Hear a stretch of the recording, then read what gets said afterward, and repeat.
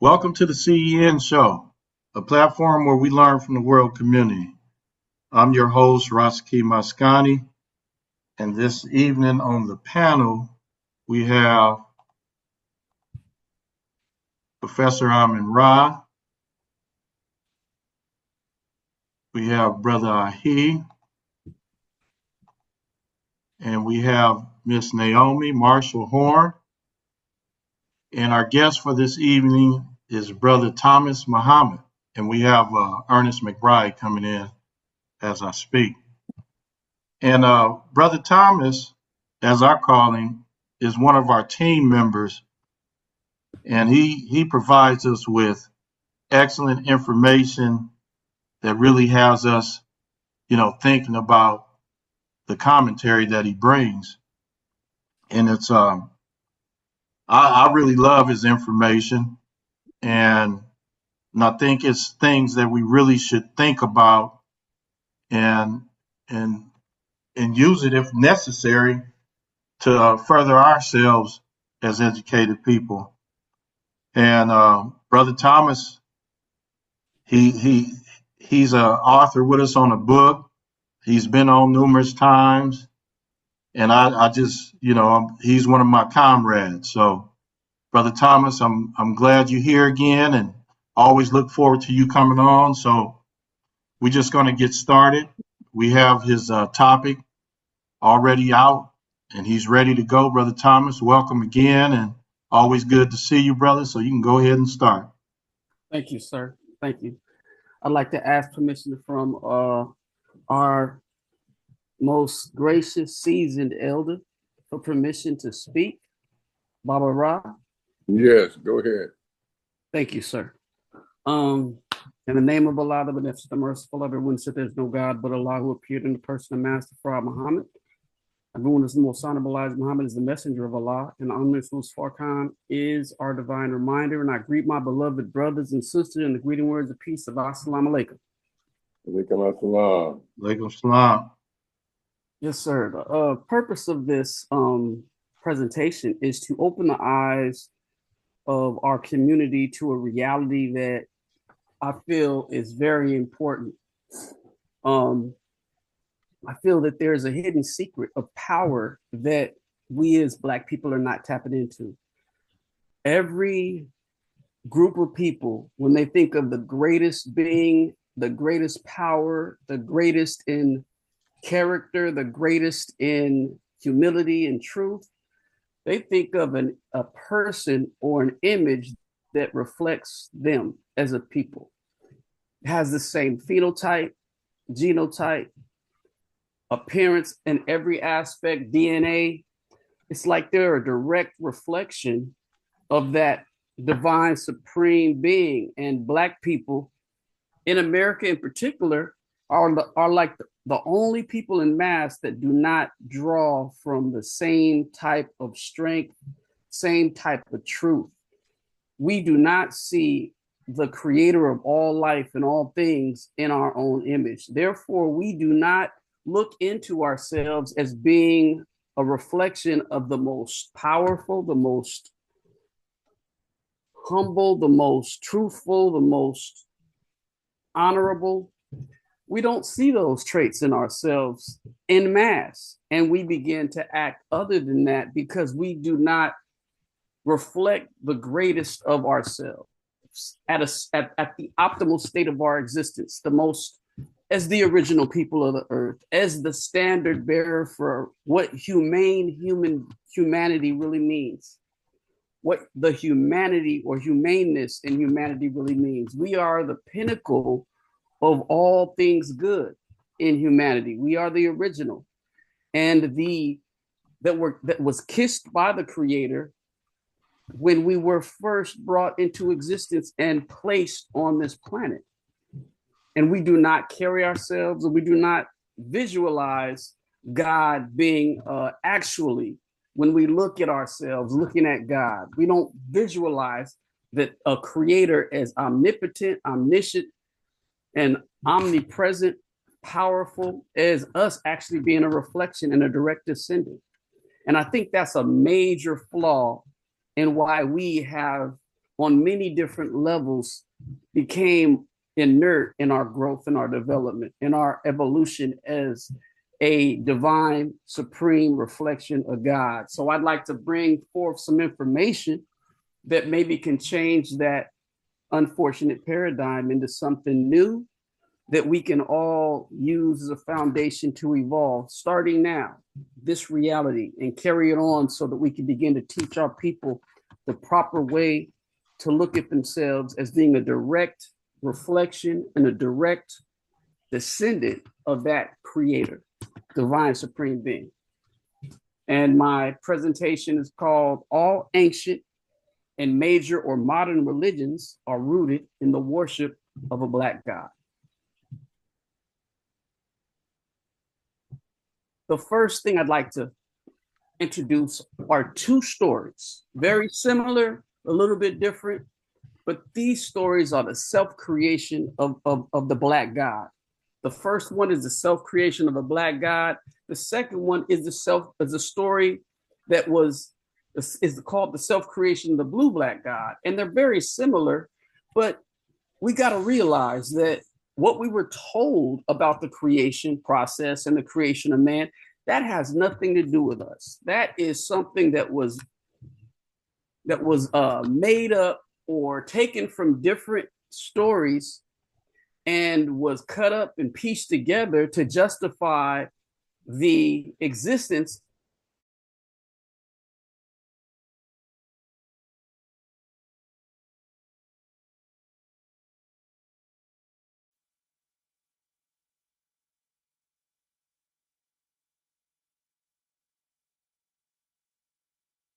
said the beginning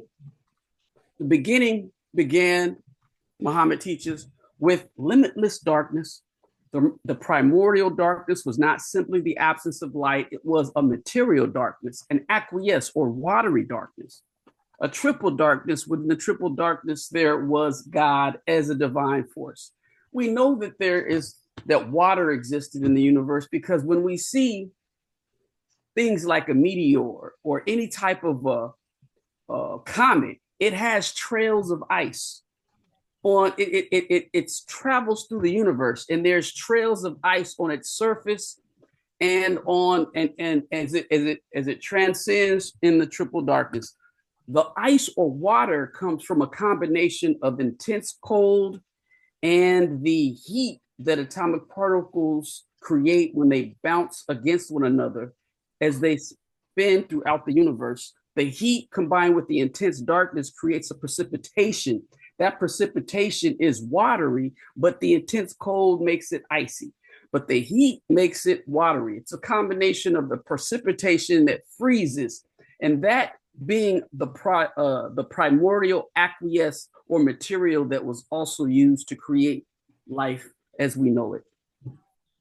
And this information is found in Theology of Time by the Most Honorable Elijah Muhammad. The next stage. This force was powerful, but had remained latent. It was there, but it wasn't doing anything. It was motionless for untold trillions of years. But at some point, this divine force entered the atom and caused it to move. This first motion, spiraling type of motion resembling the number 6, was the beginning of time, because time is motion divided by distance. It's motion and distance. They're relative. All right. Next, this primordial atom became the root of God's physical body, which God took 6 trillion years to build up, atom by atom, cell by cell. When these original 10,000 atoms came together by some affinite energy, God became one, Allah God, evolved from that first DNA molecule into a living human being. And that dark complexion of that original man, that original God, reflected the universe, the triple darkness of the universe out of which he created himself. So that's where that dark complexion came from. It came from the triple darkness of the universe where all life existed in its latent and dormant state until that divine power brought it into existence.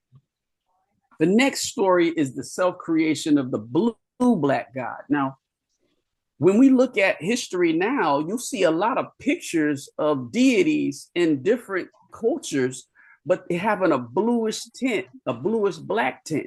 Well, here's another story that also talks about how that black God was created himself out of the triple darkness of the universe, but where did it also talks about where that blue black tint came from? The self-creation, the blue-black God, immense light. It says, when the creator God first emerged, the ancient sources tell us he lacked a black body. Indeed, he was light that separated and emerged out of the darkness. His body, we are told, was originally a body of light, described variously as white gold, yellow gold, or red gold. The brilliance of this body surpassed that of the sun, which the creator or deity, sun god, created only as a sign and a vicar. This brilliantly luminous body proved lethal to his future creation. His creatures were perishing at the sight of it, and his cosmos was being scorched. The creator or deity decided to cloak his luminosity in a body or veil. He decided to cloak that light in a veil, which he made from the primordial waters that we talked about earlier, out of which he emerged. The primordial matter or black acquiesce became the substance of this new body that was wrapped around this light, which he wore over the luminous form like a garment concealing its brilliance. But some of this brilliance shone through the hair pores of this new body. So the black was wrapped around this light, and it has pores like our skin has pores. So what happened was the hair pores of the new body, black body, produced a dark blue iridescence. As the light burst through the pores, combined with the darkness of the body, it produced an luminous glow or a dark blue. The result was sapphiric body of the creator deity. While the luminous fiery body was terrible and destructive, the blue-black sapphiric body was beautiful and auspicious, a mercy to the creatures. So combining the darkness of the universe as that darkness wrapped around that light, the body had pores where hair, the hairs of the skin burst through the pores. The hairs burst through the pores of the skin. Well, as the light illuminated through the body, through the pores, that's where you have that blue iridescence, that blue light coming through, combining the darkness with that light bursting through the pores. And that's why you have blue as the sky, dark as the rain cloud. A god named Vishnu, which is a god that was identified by the East Indian, by the Hindus, was the personification of beauty. The act of cloaking the divinely luminous form in a black body was considered a divine sacrifice, a sacrifice that resulted in the first human being, Allah, the original. So just like I was saying before, the blue, the dark Vishnu, the blue came from the body, the black body being wrapped, the darkness wrapping the light and allowing the blue to go through the pores as a sacrifice that resulted in the first human being, Allah, the original man, and which permitted the creation of the more densely material. That, and here's an example of all of the different deities that were identified having a blue iridescence. We had it from Osiris to Amun to Hapi to Rama to Makahala. We had Daikoko of the Japanese, the Makahala of the Japanese. We have Krishna of the Hindus, Vishnu of the Hindus, Siddhartha of the Buddhas.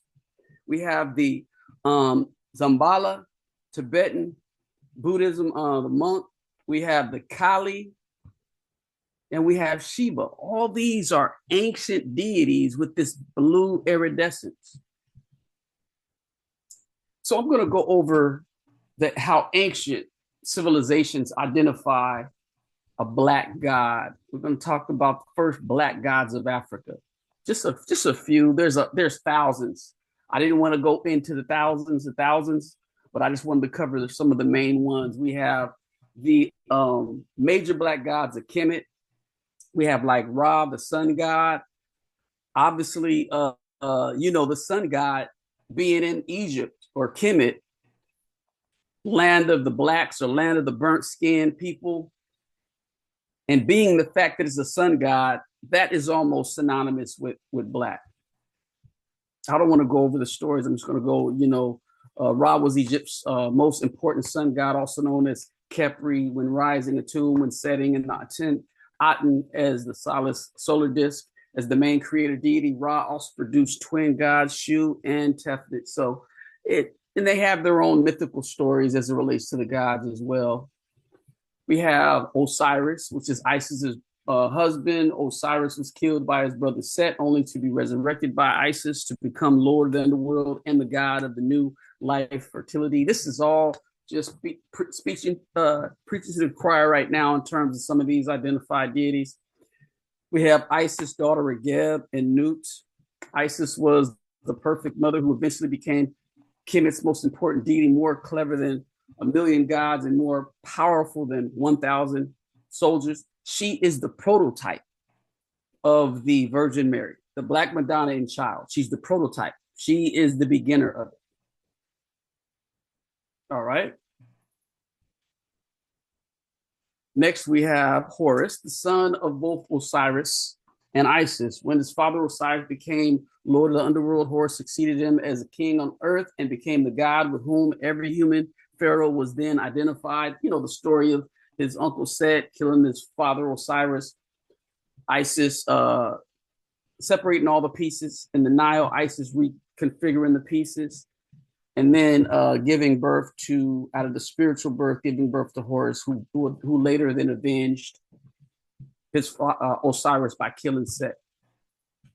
We do have Set, which I just told you the story. He was envious of his brother Osiris, killed him, took the, began to rule until Horus gained vengeance or whatnot.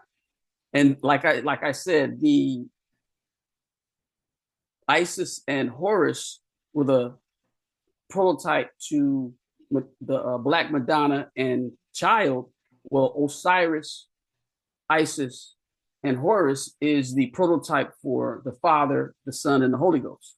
The Father being Osiris, the Son being Horus, the Holy Ghost being Isis.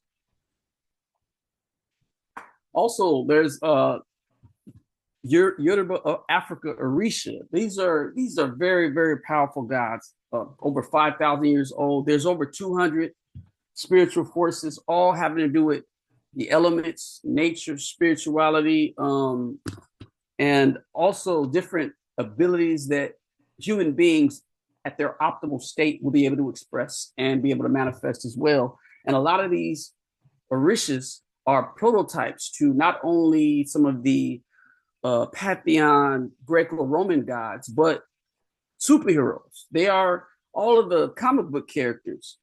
These are the prototypes to the comic book characters, like Superman and things of that nature. So all of these gods had their own unique abilities, and they were stolen and they were culture vultured by the Western world and kidnapped. And my goal is to take them back and begin to see ourselves in our optimal state as reflecting the power, the integrity, the respect, the strength and the honor and the best of ourselves in us identifying the God that we really are, the God within, the reflection of the Most High God, Creator. We have Asia. We have black gods of Asia, many black gods. I'm just going to go over a few. We have Buddha Siddhartha. According to tradition, the historical Buddha lived 563 to 483 BC. He was a dark god, or dark.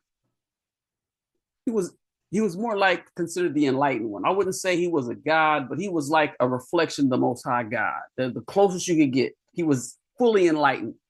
His pictures often shown with African phenotypes and kinky hair. And you can tell that's hair because as it gets more westernized, they take the corn rolls out and make it wavy, which means the original Buddha had kinky hair and African phenotypes, lips, nose, and cheekbones, and so forth. We have Kali, which is a black goddess, black Hindu goddess. The name Kali first appears in the Atharva Veda, a collection of hymns and mantras published between 1200 BCE and 1000 BCE, which is way before Caucasians even knew anything about worshiping and deities and math and science or anything like that when they were in caves. However, she is not a goddess, but rather a fierce black tongue, one of the seven belonging to Agni, the god of fire. All right.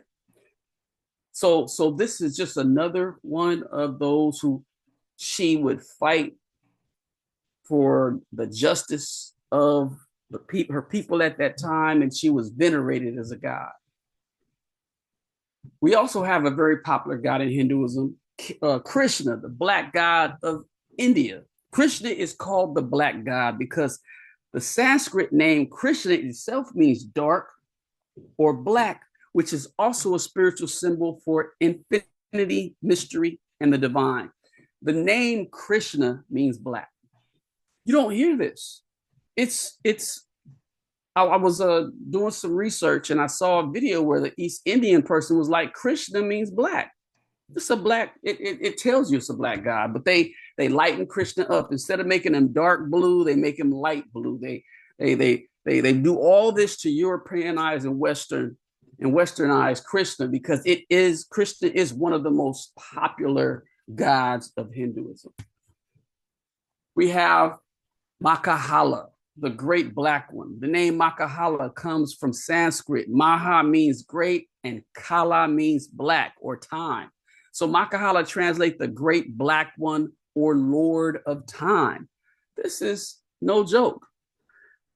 I feel honestly in the essence of my being that when we as black people start looking at God, looking at us being a direct reflection and God in our own image, we begin that will trigger us to get on the path of evolving into our true original state as being the most pious, the most powerful, the most chaste, the most well mannered, the well structured, the most well producing, and our actions and our deeds will reflect that lineage of us being the divinely chosen and original people in which God directly came from God's DNA. We begin to function on that high level. And that would be just the beginning of us showing and proving who we are and not allowing ourselves to be victimized and relying on other people to give to us what we can give to ourselves just by producing it ourselves, saying being it is and making it come into fruition. China, we have Paktai, mysterious black god of the north. Paktai appears to have been born in the midst of time. His ancient name is Swan Wu, meaning dark warrior. There's no clear origin story of him, but he is a black god, one of the oldest black gods identified in China. And there's many, many more. I just found this one and I was just totally flabbergasted that this is still venerated today. And China still draws strength from their identification of worshiping and identifying black gods, just like we need to draw strength from that reality as well as a people. We have black gods of indigenous America. Black god of the Navajo. According to the Navajo mythology, the black god, I don't know how to pronounce that name, sometimes referred to as darkness to be one, is the god of fire and creator of the stars in Navajo mythology. Yes, the indigenous are so-called Native Americans who's been so miscegenated by Caucasian people, they don't even have their natural dark hue anymore. They worship and identify black gods. Also, another black god by the Native Americans is Ekchwa, was the sixth most commonly depicted deity of the Mayan codices. Portrayed at least 40 times, he is painted black with thick lips. His name means black star. Ek means star, and Chua means black in Yucatan. There's a lot. I'm telling you, the strength of our ancestors was rooted in worshiping a black god before we were colonized and convinced to worship other than the black god. This knowledge of worshiping other than a black god is what keeps us enslaved mentally, spiritually, physically, psychologically, and keeps us at a moral decay. The black god Tezcatlipoca,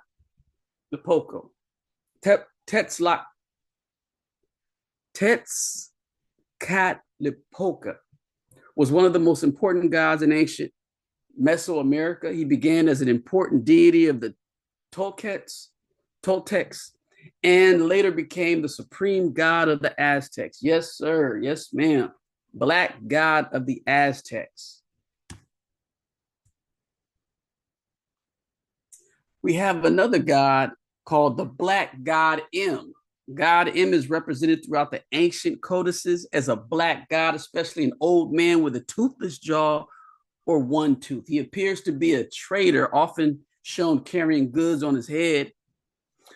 In The Second of Africa and the Discovery of the Americas, Leo Weiner says West African like Malinkes and Bambaras made voyages to Americas long before Columbus. He identified many of the Mayans and Aztec gods as being derived from the reverence paid to the black visitors. So this, obviously, black god M. I'm telling you, family, it goes on and on. We have Kokopelli, the great hunter. Kokopelli is a well-known fertility god and hunter among the Hopi and Zuni people of the American Southwest. As the spirit of fertility, he is seen as responsible for introducing corn agriculture to the various people across Americas. Kokopelli was first found in the rocks, but he is believed to descend in Mayan. He is also a black god.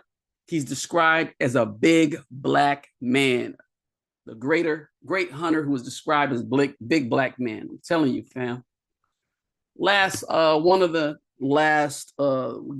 take it to a little bit more modern. We have black gods of modern Christianity. As you know from the Bible, the description of Jesus in the Bible, it says his hairs were white like wool, as white as snow, and his eyes were as flame of fire, and his feet like unto fine brass, as if they were burned in a furnace. Brass burned in a furnace turns black, just like it turns pitch black, and his voice is sound of many waters. So there's a lot of images that's going around now where you have hair white like wool, as if an aged black man with white hair, woolly hair, the eyes of fire, and the skin like brass burnished in the oven. I'm telling you, it's obvious, but we don't read this. We don't pay attention to this. And then when we do, Caucasians try to tell us like, hey, color doesn't matter. Well, if it didn't matter, why portray him totally opposite to the description as described in the Bible? Then we have the Black Madonnas of Europe, miracle workers and holy icons. We have La Marinada, Black Madonna and Child statue in Spain. And a lot of these Madonnas and Child, they're worshipped and they're said to produce miracles as well. We have another one in France. Same things, venerated by all, visited by all, and it's also said to produce miracles. This, and they say that even Paris is noted. The name Paris is derived from Park of Isis. Park of Isis. And you know, Isis is the original prototype to Madonna and Child. We have in Poland, we have the Our Lady of Jasna Gora, which is another very popular, well-visited Black Madonna and Child, said to have also elicited miracles and has been identified all throughout Europe and even in Jerusalem.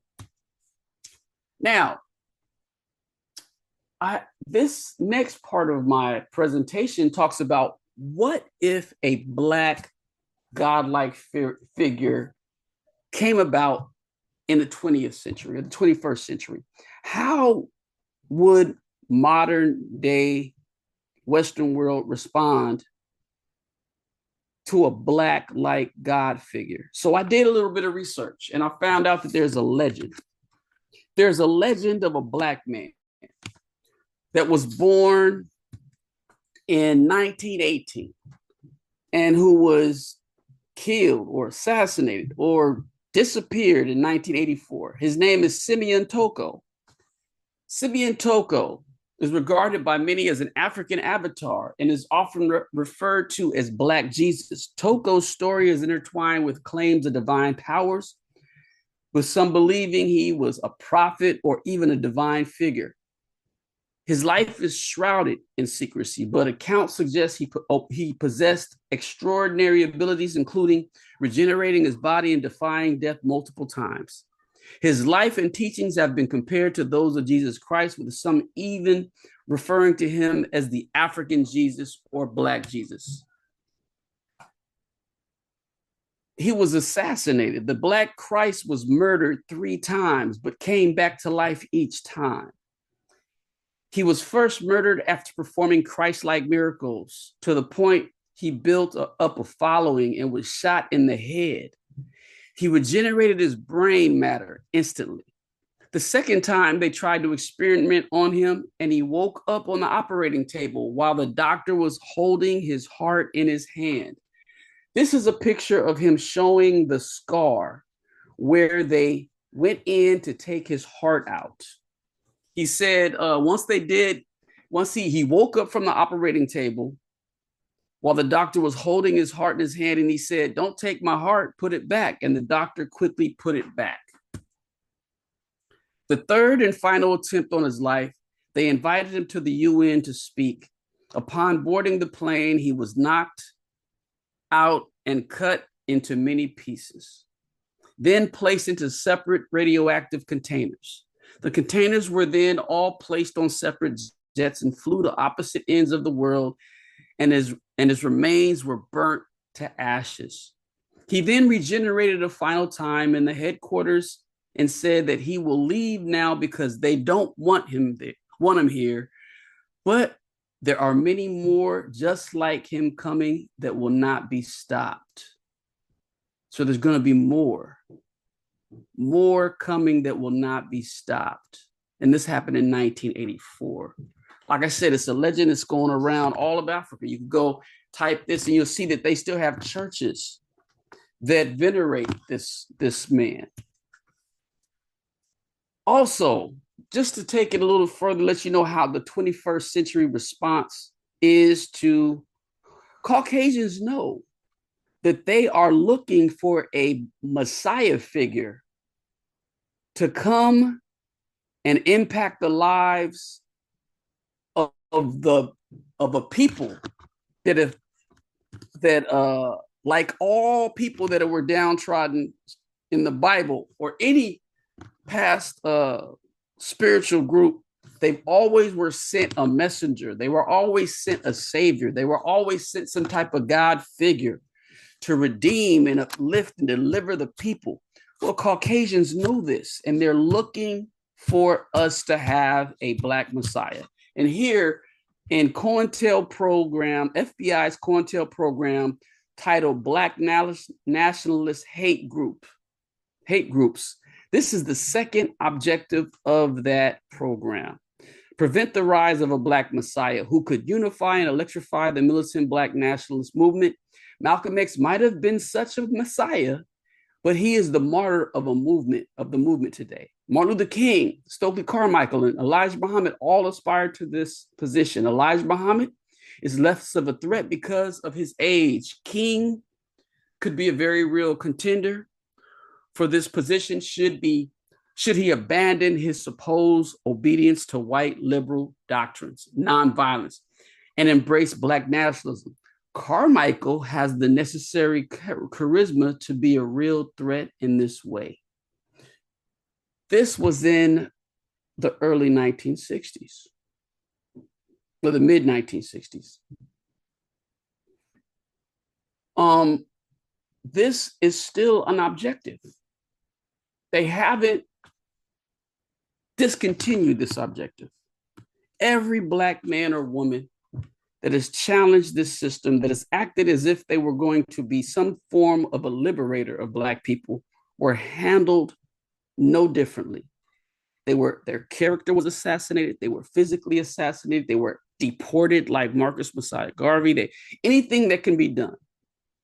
We have all of these, the same responses. The Western world, just like they responded to Simeon Toko.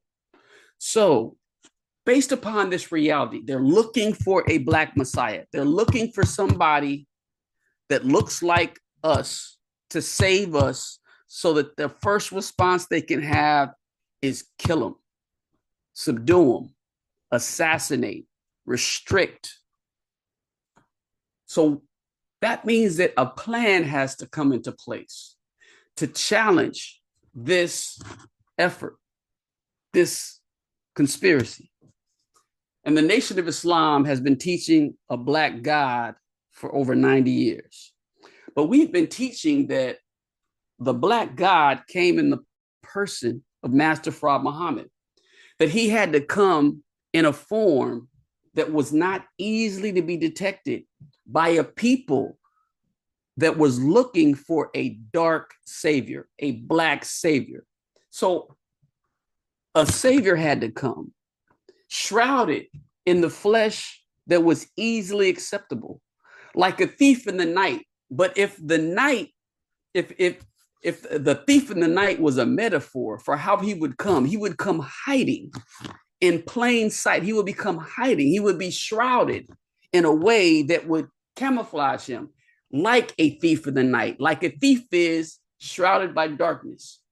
So this person appeared in the person, Allah in the person, appeared in the person of Master Fard Muhammad, in the likeness of sinful flesh, and for sin condemned sin in the flesh. Master Fard Muhammad.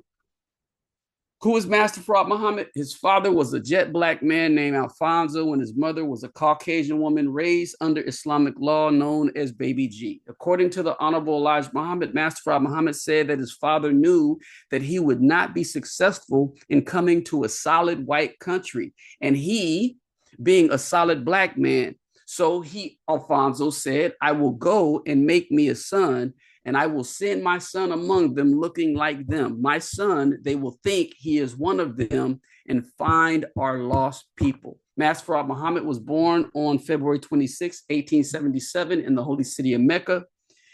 He had the appearance of a white man, even though he was Black. Before arriving in the United States, Master Fard Muhammad was a world traveler. He visited the Isle of the Pacific, Japan, China, Canada, Alaska, the North Pole, India, Pakistan, and all of the Near East and Africa.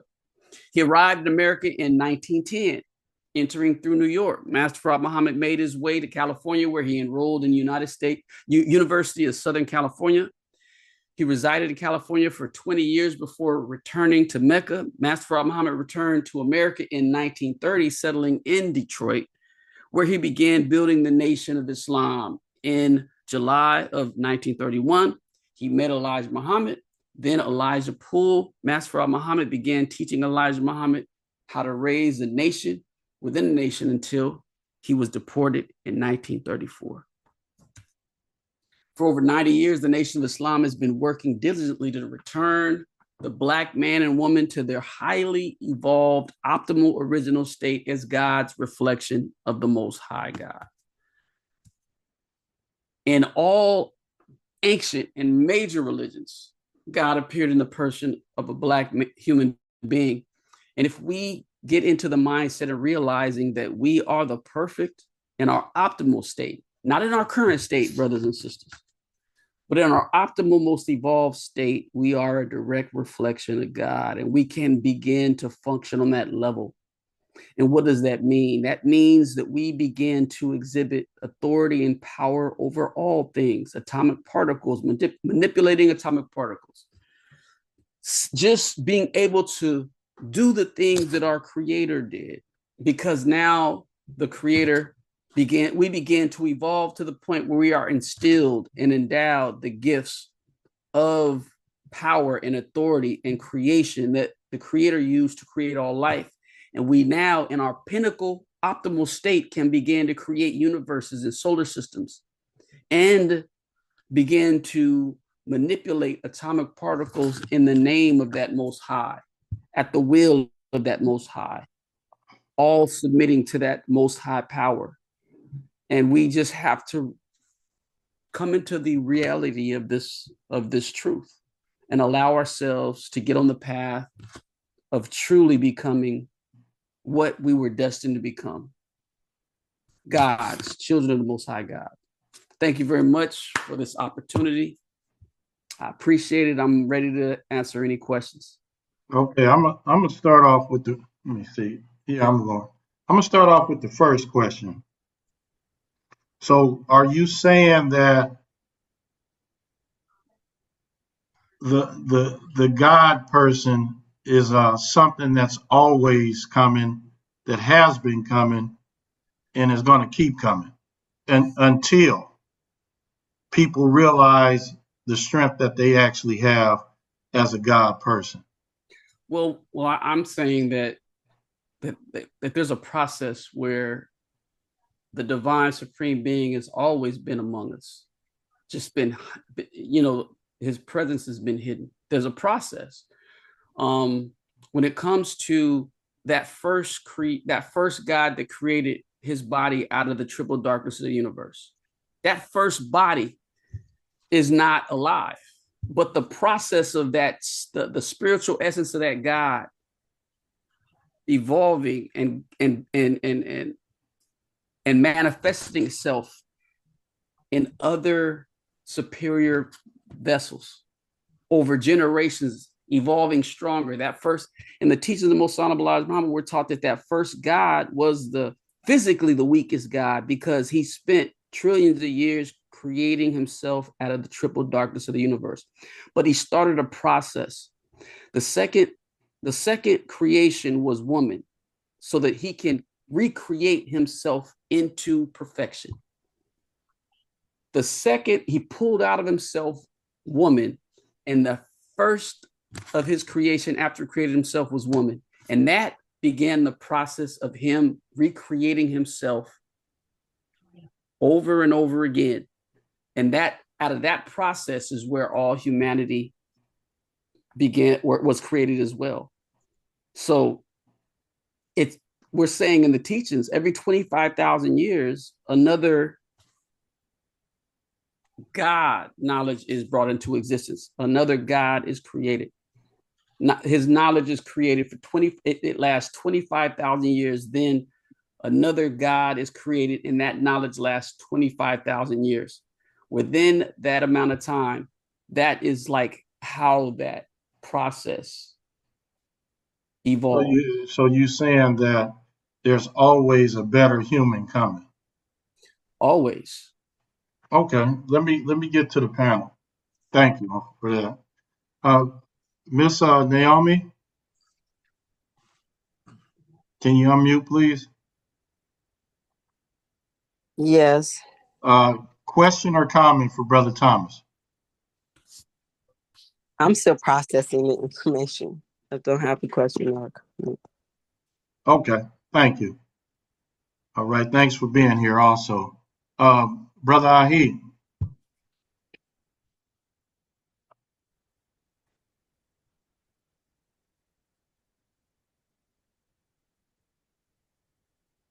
All right, I go to Brother Mshinda. Oh, Oh, Brother Ahi, you there? yeah, I agree with the brother. The basis is all with us. I can't argue with the brother, and I thank him for his time this evening. Okay, All right. thank you. Uh, Brother Mshinda.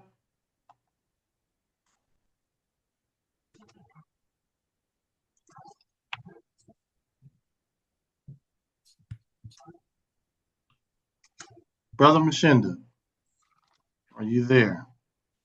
Okay, Brother Ernest. I'm kind of like Miss Naomi. I think I need to hear more of the teaching to get into the concept. I see the concept of what he's saying, a lot of it makes sense, but I need to hear more, you know. Okay. Professor Rahh? Yeah, again, assalamu alaikum, Brother Thomas. Just a couple questions. When you begin your presentation, you saying that you felt that if people knew that these images of God, they would be better people. Is that correct? I'm thinking that if we can look at ourselves as being a descendant or a direct reflection of the greatest, most truthful, most righteous, most powerful, most refined being in the universe, I believe that'll be, it's almost like knowing that your father is a certain way, and it gives you the motivation to emulate that. If knowing that you came from a lineage of omnipotent greatness, and that overcame the impossibility of self-creation, like from a single atomic particle, and over trillions of years overcame the laws of impossibility. There's nothing in life that you can't overcome. No matter how great the obstacle, if you can look at somebody and see yourself, look at the greatness in the greatest person you could think of and see yourself in them in you, I think that can just spark you to function at a higher level when it comes to your true potential, when it comes to overcoming challenges, when it comes to overcoming being negatively influenced to be other than that. We need to see ourselves as being the great people that we are, not just because of Africa or Egypt or Timbuktu I'm talking the creator himself.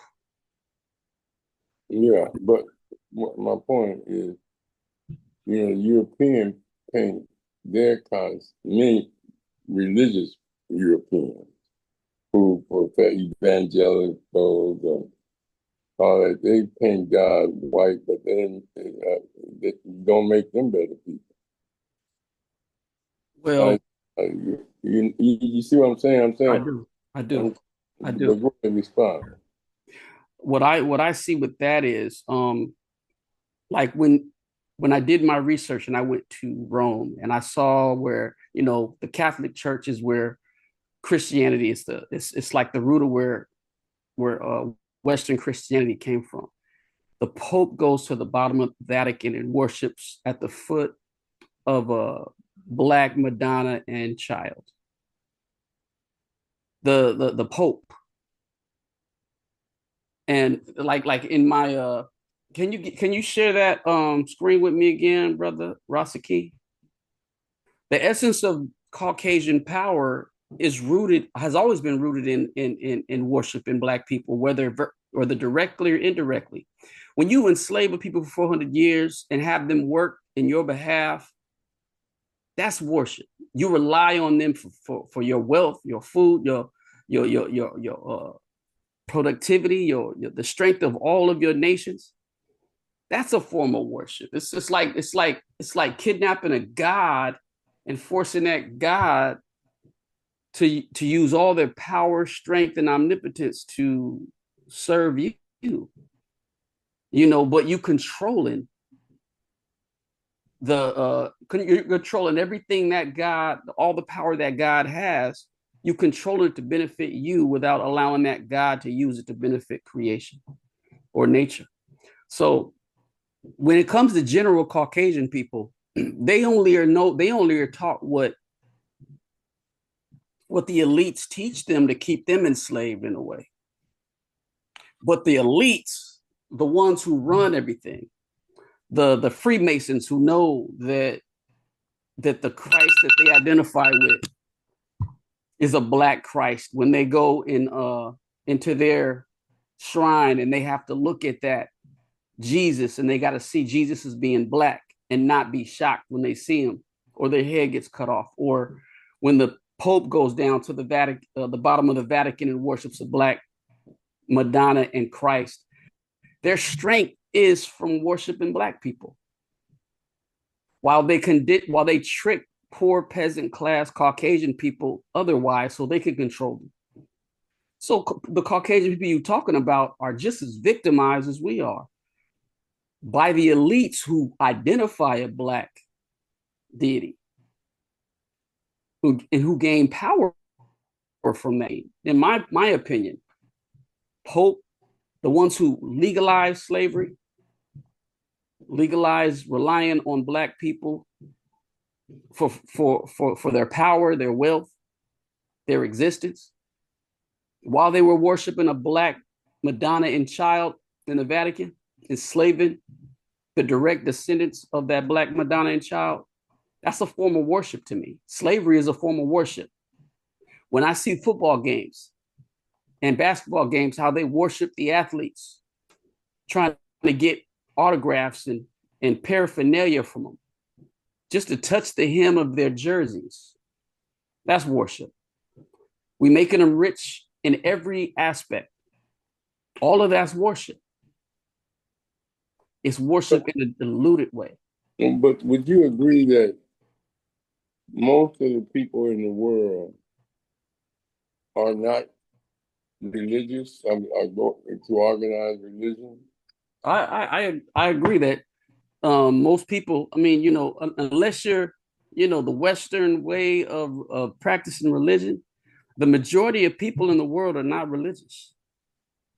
Like the indigenous, I mean, the black, if you haven't been touched by colonialism, you're not religious. You're more spiritual. You're more in tune with nature. So I agree with that, sir. Yeah, but what I'm getting at is that, see, I think that, teaching people to be better comes from the family and parents and things of this nature. Teaching the young. Because, we as adults, we have to look at our lives and remember the things that we did while we were young. And then as we got older, we got more spiritual. As you get older, more people get spiritual. But what my concern is, it's very difficult for young people or any people, like Dr. Ben said, all those gods, regardless of the image, were created by people. Gods don't create people, people create gods. And there's been all types of gods throughout history. But there've always been bad people and good people throughout history. You understand? Throughout history, there's been people that are not religious and who profess that they don't believe in a creator, no matter what color he is. They just decided to live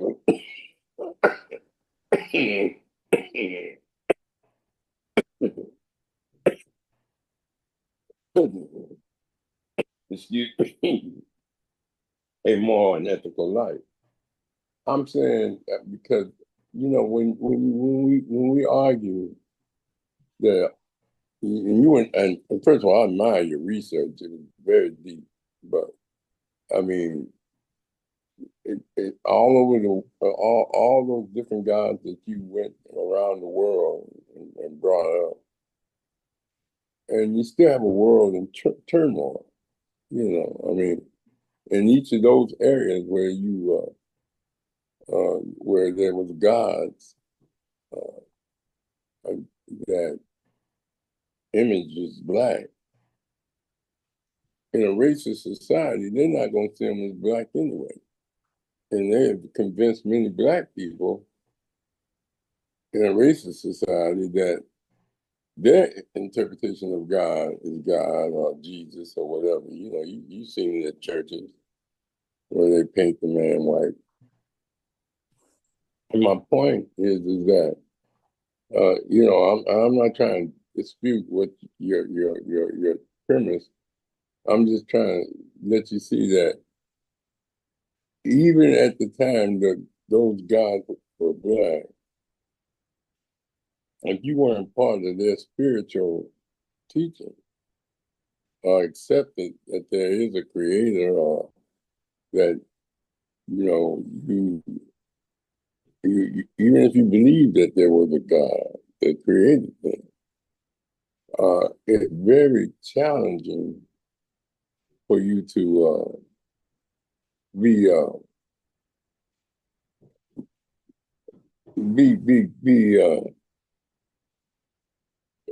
empowered by that, because I know from my teaching that the only reason the European rules is because you got the guns and the bombs, not because.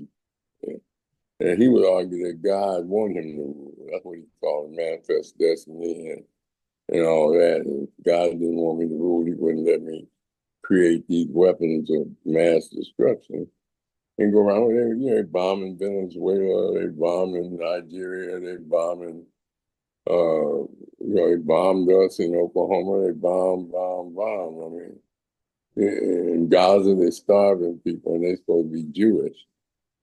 And we know that the Hebrew gods were black and the original Jews were black.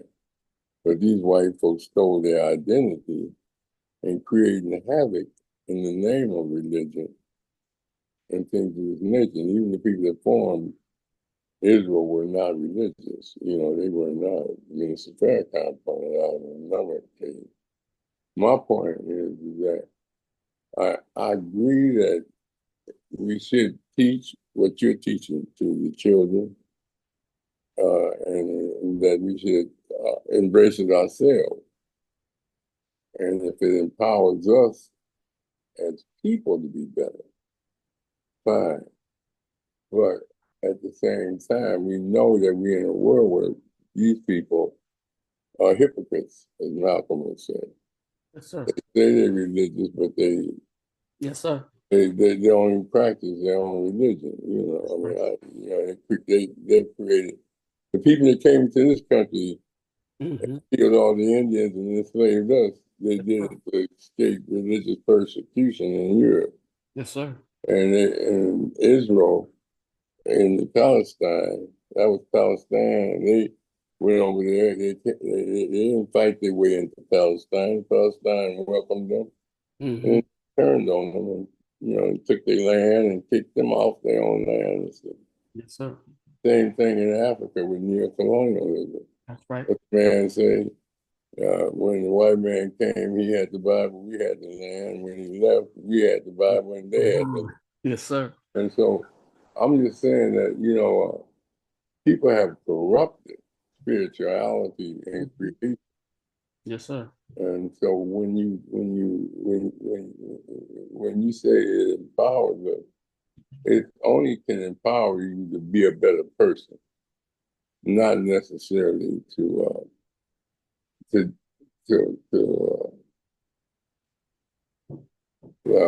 don't see it empowering you to be able to, because that's what the white man used to say to black people when they were hanging them. He said, I'm praying to God to hang you, and you pray to God not for me not to do it, and we see what God means. So, you know, I'm just, I'm just trying to figure out how we can use this research, yes, sir, to uplift and inspire young people to get more character and value. yes, sir. You know, because you say they're black gods, but what really did they stand for? You see what I'm Yes, saying? sir. Yes, Yeah, sir. go ahead, respond to that. Yes, sir. What did they stand for? And that, that comes around, what the Nation of Islam teaches, that we carry ourselves in a certain way that not only makes it just good people, but it helps us grow and evolve into the state in which we are able to exercise power, authority, and be able to function to where we can begin to do for self, without relying on anybody else to do for us what we can do for ourselves. We're talking about character, fasting, prayer. We're talking about study. We're talking about chastity. We're talking about how to eat correctly to the point where you are putting things in your body and in your everyday life to where you begin to evolve. Each generation gets stronger and better and more closer to that original state, starting with being a good person, but then carrying that out into your actions of how you treat yourself and treat others. There was a comment that Naomi made in, okay, she left. Okay, no problem. But it's generational, Professor Rahh. It's like it happens in stages. Like, I could attest that living a life of chastity before I got married, and even like now, that there were certain things that occurred in my life that I saw certain power being manifested in certain things that took place in my life to show like, wow, there's something going on inside of me by not doing things in the world that exhausted energy, that made me be able to do things, to my body and myself to prevent me from growing and evolving into the man that I'm supposed to grow into. I was able to exhibit certain things, see certain things in my abilities as a man, power and overcoming the challenge that I've been able to overcome by not allowing myself to fall victim to, drugs, alcohol, womanizing, certain things that happen that I was like, this is weird. Like my visions. I mean, I'm up here flying when I'm not even dreaming. I'm like leaving my body while when I'm supposed to be asleep, and I'm flying. I'm walking through walls. I'm able to levitate things with my mind, and I'm seeing. And when I wake up, I'm like, oh my God, I can feel how it felt to do it when I was in that vision, in that realm, that spiritual realm, and it was like I was given a glimpse of what my true potential is. I was able to, and I still do that. I still leave. I'm able to like leave my body when I'm asleep. I'm able to like hear things in my room, and I use that to kind of wake up spiritually. And then all of a sudden, I find myself leaving my body, walking out of my bed, going down outside of my unit, and flying off. And when I talk to people about that, and I'm like, I conserve the energy that would have been released from sex, from drugs, from alcohol, from doing all those things and vices that were taught in America. By not doing it, you conserve enough energy for it to manifest in true, divine, godly abilities. And even though it was done in the spiritual realm, it still was real. I felt it. It was as if I was existing in another realm, not looking at myself as a puppet in a dream playing a role, actually looking at my hands and looking through my eyes, my spiritual eye, and seeing the environment, flying all the way up into the universe, and flying and feeling the coldness of space hit my body, being able to fly through the stars and go through different dimensions. That's the kind of stuff. And it sounds spooky, but I know what happened. I know what happened. I know when I leave my body, and then when I know what I did throughout my life to cause me to have those experiences. Mm-hmm. And when I tell people, I'm like, I'm not special. It's just I decided to not do certain things which enabled certain gifts to manifest themselves in the spiritual realm, to where if I have children on that path and children, maybe the gap between spiritual and physical will be bridged, and I will actually produce a child that can move something with their mind, that can levitate. You know what I'm saying? It's like we hear about the stuff, Baba Rahh, that we, back in the days and way back, people levitating. It's not like those gifts stopped. It's like we de-evolved. We became other than our original selves. And with that, the evolutionary process, those gifts departed. But what if we get on the path for those gifts to return? By seeing ourselves as a God, direct descendant of the Creator, who, yes, sir, created himself, created a man from space, from the universe. So you said before that every God was created by a man. Well, I'm saying that the original Creator created a man himself in the triple darkness of the universe, beginning the first process of man creating God, because woman births God. Man and woman birth God. After God created himself, he created woman and him created life. And we are a reflection of that, direct descendant of that process. And with that truth, we can re-evolve and back to the original state upon which we were created and begin to have that power and authority and those gifts of manipulating matter and floating and astral flight and teleportation and telekinesis and telecommunication, mentally being able to communicate without speaking. All that stuff is not a fairy tale. It's an ability that we will be able to do once we return to our original state.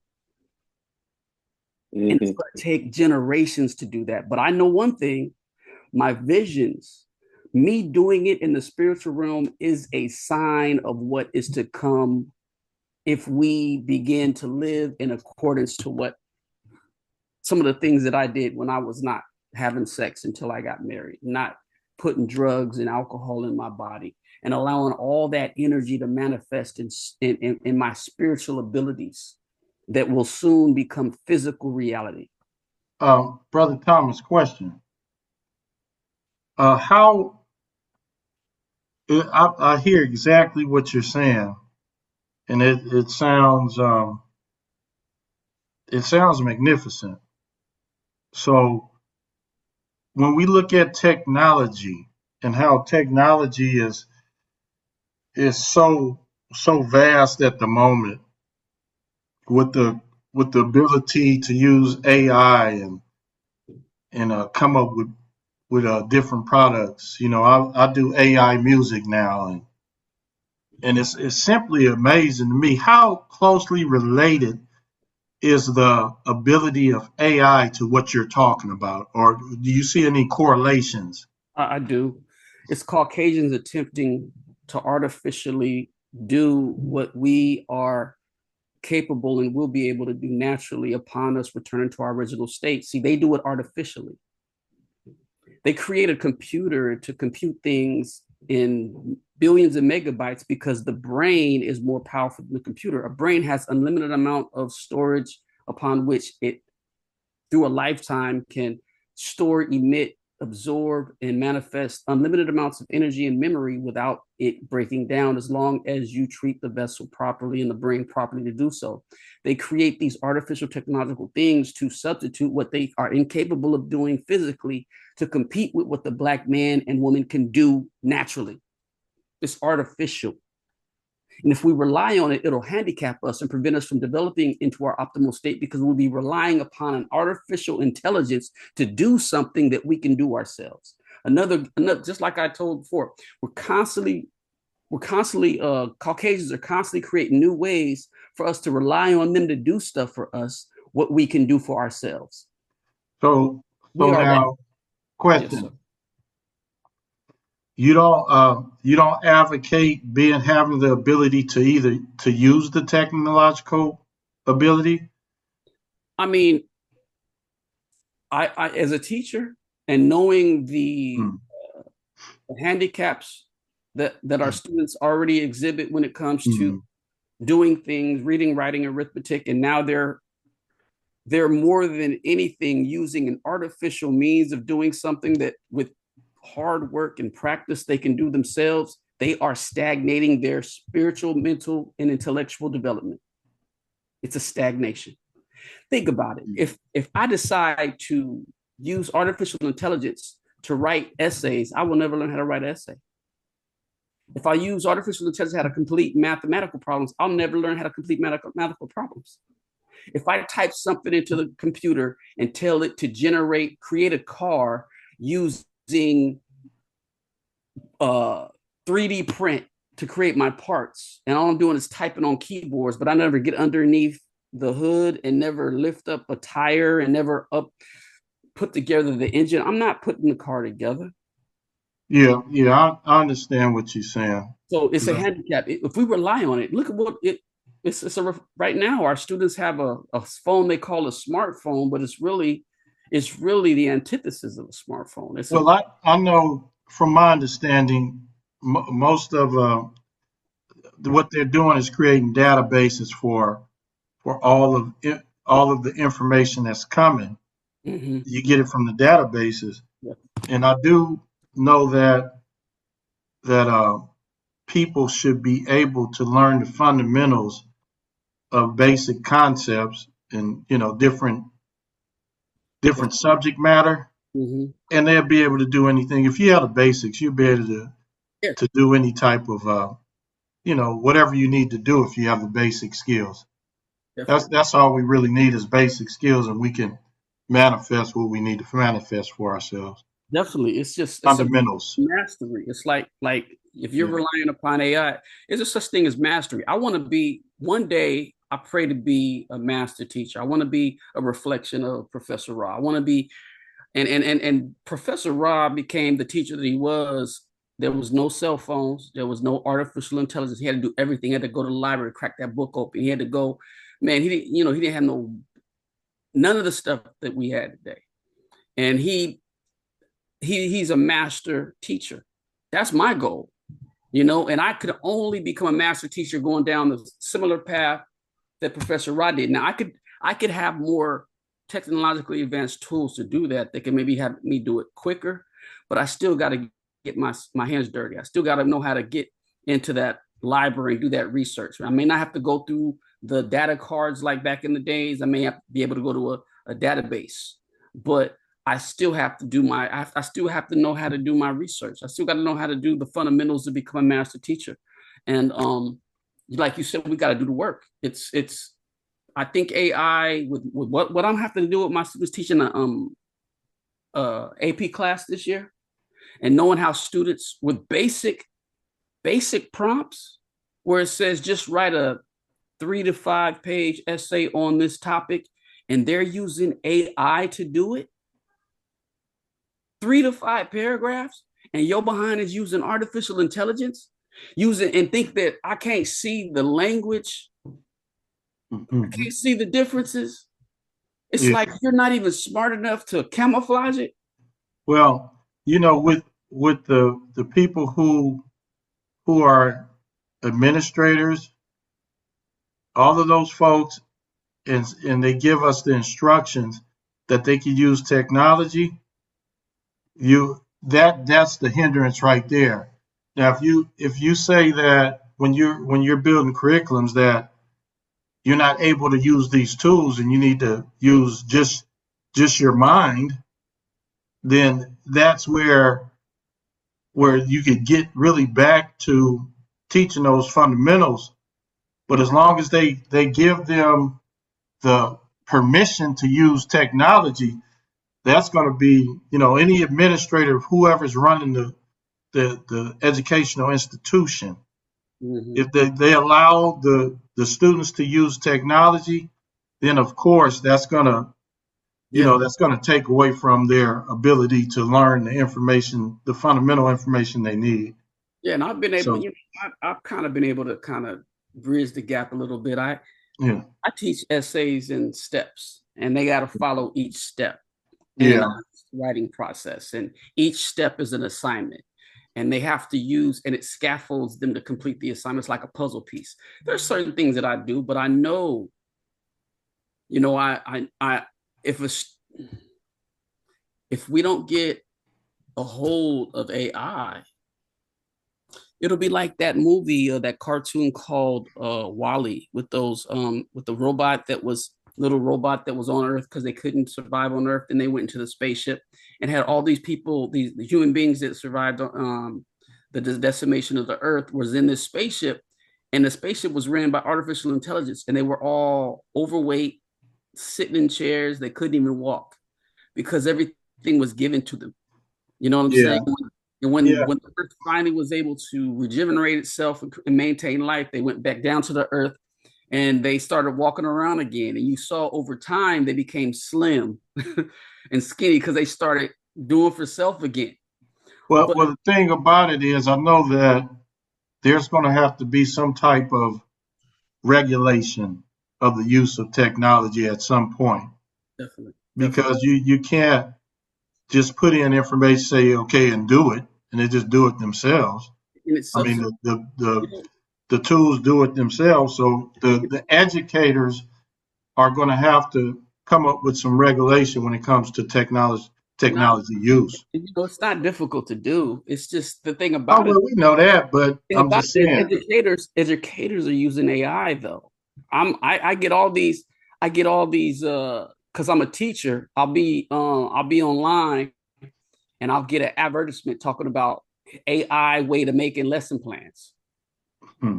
And I'm like, dude, I'm not even there. I'm not even, you know, I think I've maybe used it, looked at it one time to get an idea how a lesson goes, and I took it off and let me just go back and do it back. But I may get it, you know, an idea of a lesson, but I see teachers actually using AI as a substitute lesson plan development strategy.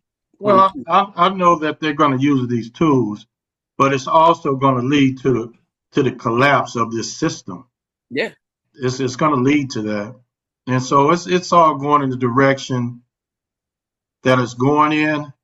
But fundamental, basic information and knowledge is always going to come back to a head. It's because you know people ain't gonna be able to survive when it goes too crazy. yeah, and then if Yeah. everything goes dark, so Mm. it's like it's definitely if we rely on AI, there won't be any teachers. It'll be Oh, I know. artificial Yeah, intelligence. It'll be it's just like there'll be artificial intelligent actors and actresses. All they got to do is pay the actor $50,000 for their body for the put all to genetic to digitally digitally photograph their whole body and their and then they'll take it and manipulate it and put it in a movie, and the actor only gets one paycheck. Thank you for your body. Thank you for letting us dot matrix yeah, digitally yeah. transform your body into a digital representation. Now we can do whatever. We can make a pornography out of it. We can make it a action movie, or whatever freak. See, if we go there, and if we go there, they're Well, trying. see, this is the thing too, brother Thomas. It's not going to be a we thing. It's going to be a them thing because I Hey, already don't identify with them. hey, So it's going to be a them thing. yes, sir. So you're gonna have different worlds. Hey, It comes down to it. we have Yeah, Parable of the Sword up in this Molly Charlie, man. yeah. Yeah, So I just was trying to get see where you were what yeah, man, your I thought appreciate it. process was with that. I appreciate it, bro. I So hope you're I'm a divert to that from that yes, sir. and get back to your topic so we can. Anybody else have any questions? I mean, I know it's a lot. I'm talking about man at his pinnacle optimal level without allowing the death style culture, which is what I'm talking about Well, see, this is exactly why this platform was developed because we people need to improve. So when you operating on the level of this heathen, like Professor Rod, don't let your oppressor be your teacher. This oppressive type of thought process is the generation process of people. Mhm. So if we have things about what you talk about operating on an ultimate level, yes. deprogram and use an elevation type of mentality to get to where you're talking about. And do it through spirituality or practice, through cultural practices of raising children, like Professor Rahh was talking about. So we definitely is I think we're on the same page. It's just we're coming from different angles. Definitely, as always, Yeah, we're coming from different angles, and we all want to be operating at an optimal level as humans, because that's what it's about. When Rahh talk about the Kawaida philosophy, taking the best from all African practices, the best, and that's going towards optimal type living. So that, I mean, I think it's excellent when you talk about that, because we're headed in that direction, and we have to filter through all of the mess that comes our way. That's right. Ernest, you come up with any questions or comment so far? No, I'm just absorbing it, listening. I'm doing the AI on all this. I'm absorbing all of it, and I'll come to some kind of conclusion. You're using the Ernest African intelligence with creating the database, and then you gonna put it through the computer. Right. The brain Yeah, I get it. Now, do I want to do this or not? You know, it boils down to that. Like Professor Rahh said, all of this boils down to the individual. What do you want to do? You know? Yeah. Brother Rahh, any question or comment before we get out of here? You still there, Brother Rahh?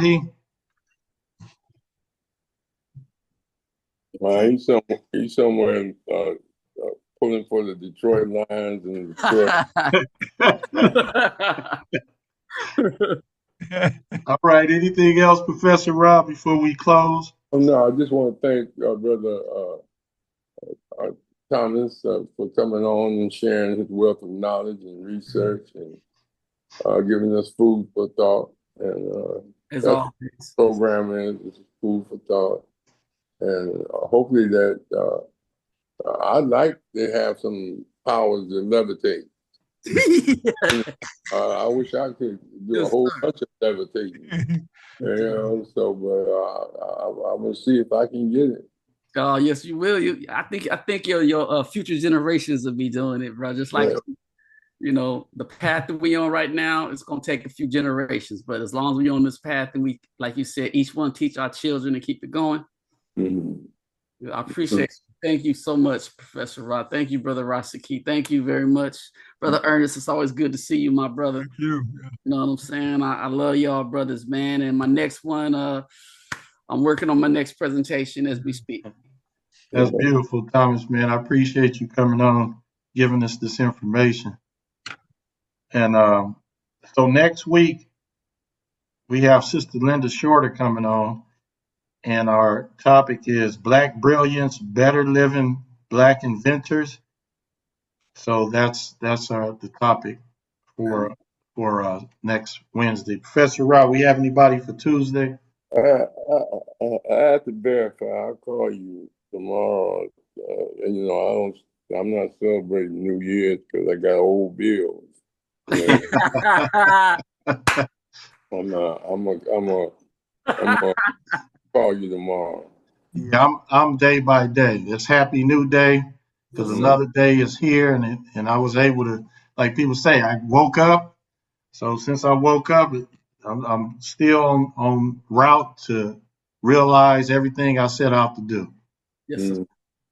Yes, sir. Yeah, so I appreciate every day, and especially every day we can gather here and receive this great information. Appreciate you, Brother Thomas, Brother Ernest, Professor Rahh, and Brother Rahh, Brother Mshinda that was here, and Miss Naomi that was here. Appreciation for attendance. All right. Thank you so much, brother. Yeah. So each one teach one in Conscious Corner. We're going to continue to do what we do. Yes, sir. Yes.